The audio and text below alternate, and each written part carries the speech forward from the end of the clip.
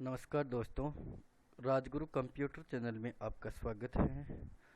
आज अपन बात करेंगे एम एस एक्सेल की बेसिक स्ट्रक्चर के बारे में। एम एस एक्सेल है ये एक एम एस ऑफिस का ही सब प्रोग्राम है। पीछे कंपटीशन एग्ज़ाम में काफ़ी क्वेश्चंस आए हुए हैं एम एस एक्सेल की बेसिक स्ट्रक्चर के बारे में। तो आज मैं आपको बताऊंगा एम एस एक्सेल की क्या संरचना है, कौन सा ये प्रोग्राम है।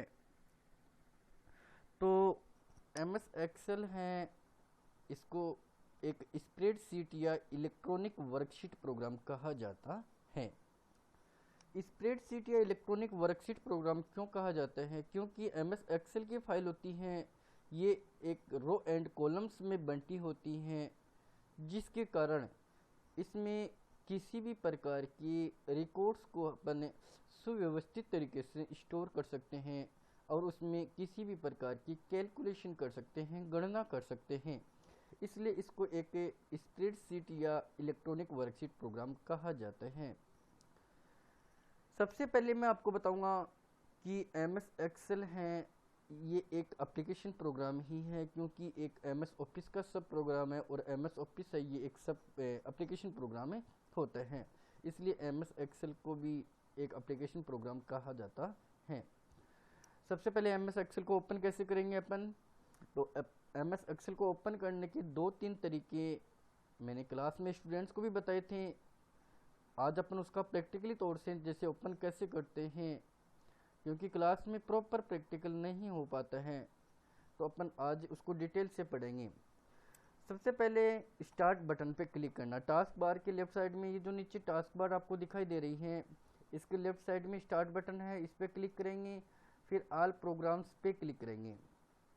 ऑल प्रोग्राम्स पे क्लिक करेंगे तो एक प्रोग्राम आएगा माइक्रोसॉफ्ट ऑफिस, इस पर क्लिक करेंगे और इसमें माइक्रोसॉफ्ट ऑफिस एक्सेल पे क्लिक करेंगे।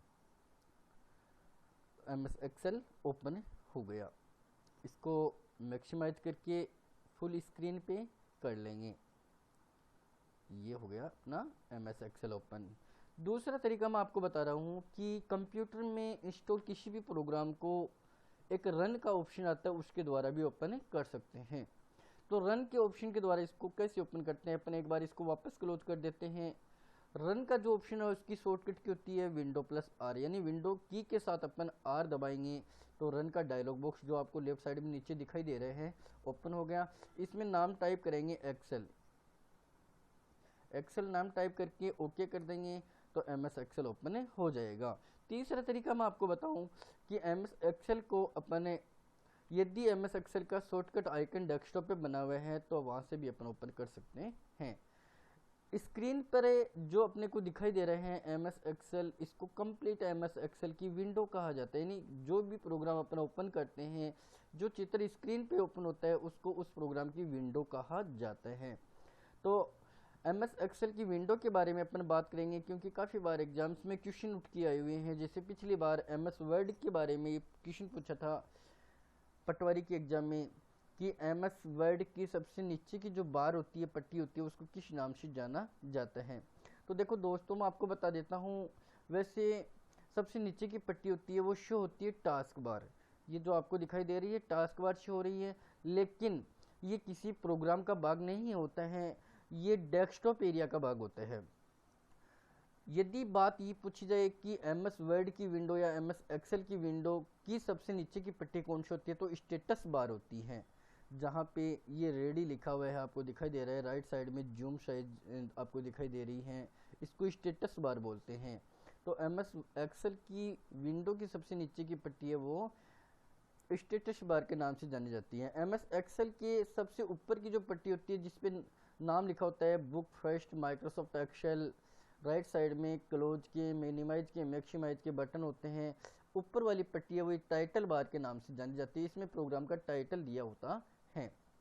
उसके जस्ट नीचे की पट्टी होती है जिसमें home, insert, page layout, formulas, data, review, view ये लिखे होते हैं। इसको ग्रुप बार रिबन बार बोलते हैं। इसमें ये रिबन होते हैं, होम रिबन है, इंसर्ट रिबन है, पेज लेआउट रिबन है, फॉर्मूला रिबन है, डेटा रिबन, रिव्यू और व्यू ये रिबन होते हैं, इसको रिबन बार बोलते हैं।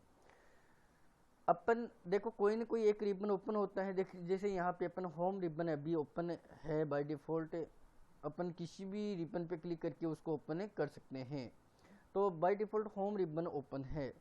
जो रिबन ओपन होता है उसकी संबंधित उससे संबंधित नीचे जो ग्रुप होते हैं, जिससे पहला ग्रुप होम रिबन का एक क्लिपबोर्ड ग्रुप है, दूसरा फॉन्ट ग्रुप है, तीसरा अलाइनमेंट ग्रुप है, चौथा नंबर है, पांचवा स्टाइल है, नेक्स्ट सेल्स ग्रुप है, एडिटिंग ग्रुप है।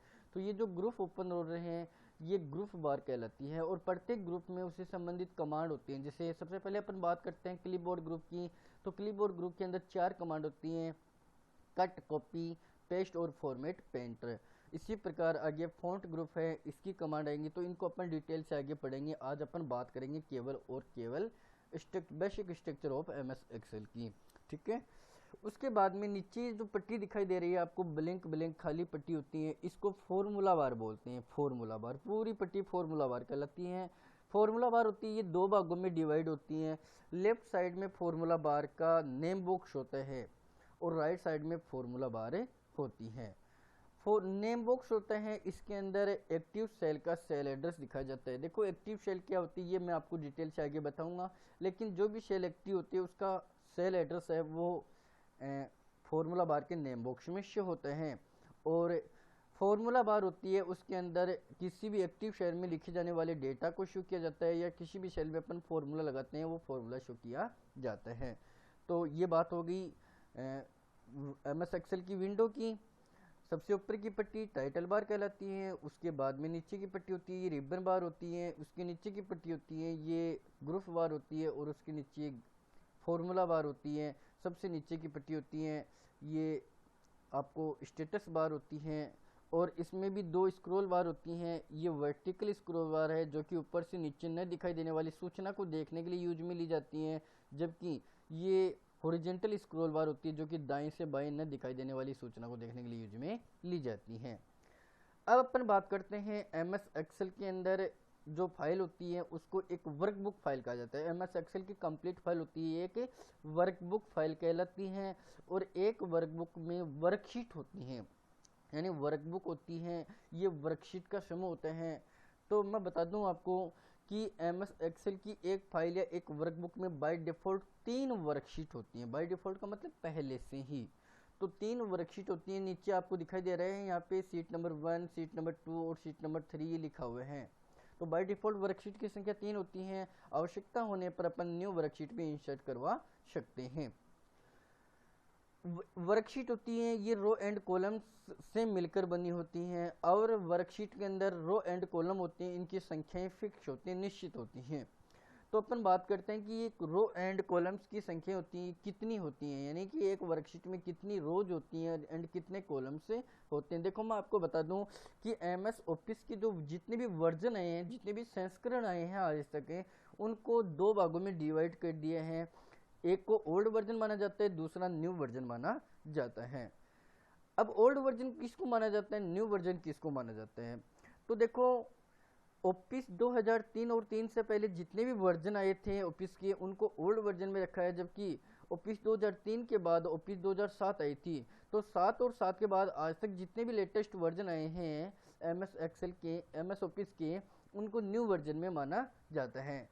तो ये पुराने वर्जन में रो एंड कॉलम की संख्या होती हैं वर्कशीट में, ये अलग होती हैं, जबकि नए वर्जन में अलग होती हैं।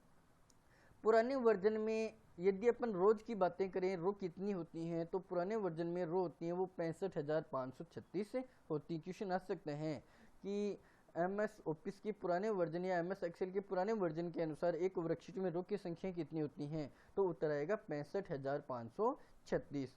और यदि अपन कॉलम की बात करें पुराने वर्जन में, तो पुराने वर्जन में कॉलम की संख्या होती है वो होती है 256।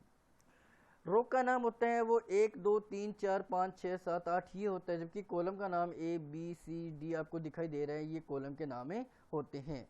पुराने वर्जन में यदि आपसे पूछ लिया जाए कि लास्ट वर्कशीट के लास्ट कॉलम का क्या नाम होता है, तो 256 कॉलम होते हैं, और लास्ट कॉलम का नाम होगा IV। क्या होगा? IV। इसी प्रकार यदि अपन नए वर्जन की बात करें कि नए वर्जन में ये रो कितनी होती हैं और ये कॉलम कितने होते हैं, तो नए वर्जन में रो की संख्या होती है वो होती हैं 10,48,576 यानी 10,48,576 रोज की संख्या होती है, जबकि कॉलम की संख्या होती है 16,384। यानी कि नए वर्जन में रो एंड कॉलम की संख्याएं होती हैं वो बढ़ा दी हैं। तो कॉलम की संख्या 16,384 होती है, जबकि रो की संख्या 10,48,576 होती हैं। अब अपन जाते हैं कि लास्ट में देखते हैं कि लास्ट रो कौन सी होती है। तो देखो वर्कशीट की लास्ट रो में जाने के लिए शॉर्टकट की का यूज करते हैं अपन कंट्रोल प्लस डाउन एरो की। यानी वर्कशीट की लास्ट रो में जाने के लिए, डायरेक्ट लास्ट रो में जाने के लिए कंट्रोल प्लस से डाउन एरो की दबाएंगे। तो देखो ये अपन आ गए, मैंने कंट्रोल प्लस डाउन एरो की दबाए हैं और लास्ट रो में आ गए। लास्ट रो यहाँ पे दिखाई दे रही होगी आपको, 10,48,576 दिखा रखी है, इसके नीचे कोई रो नहीं होती है। वर्कशीट की प्रथम रो में जाने के लिए शॉर्टकट की होती है कंट्रोल प्लस अप एरो, यानी कंट्रोल के साथ अप एरो में दबाता हूं तो सबसे पहली रो 1 नंबर की जो रो है उसमें आ जाते हैं। इसी प्रकार कॉलम होते हैं वो 16,384 होते हैं।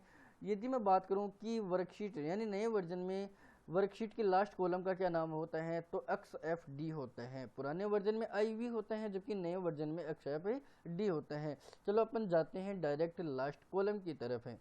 और लास्ट कॉलम में जाने के लिए यानी वर्कशीट की लास्ट कॉलम में जाने के लिए शॉर्टकट के होते हैं कंट्रोल प्लस राइट एरो।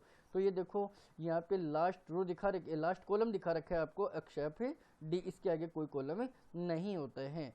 तो ध्यान में रखना कि नए वर्जन में वर्कशीट के लास्ट कॉलम का नाम XFD होता है, जबकि पुराने वर्जन में IV होता है। नए वर्जन में कॉलम की संख्या 16,384 होती है, जबकि पुराने वर्जन में 256 होती है। अब अपन वापस चलते हैं पहले कॉलम के अंदर, और वर्कशीट के पहले कॉलम में जाने के लिए, डायरेक्ट पहले कॉलम में जाने के लिए कंट्रोल प्लस लेफ्ट एरो का यूज करते हैं। ठीक है, तो ये होती है अपनी रो एंड कॉलम्स की संख्या। आगे अपन बात करते हैं कि सेल क्या होती हैं, सेल की संख्याएं कितनी होती हैं, एक्टिव सेल क्या होती हैं, सेल एड्रेस क्या होता है, किसी भी सेल को एक्टिव कैसे किया जा सकता है, तो इनके बारे में अपन पढ़ते हैं।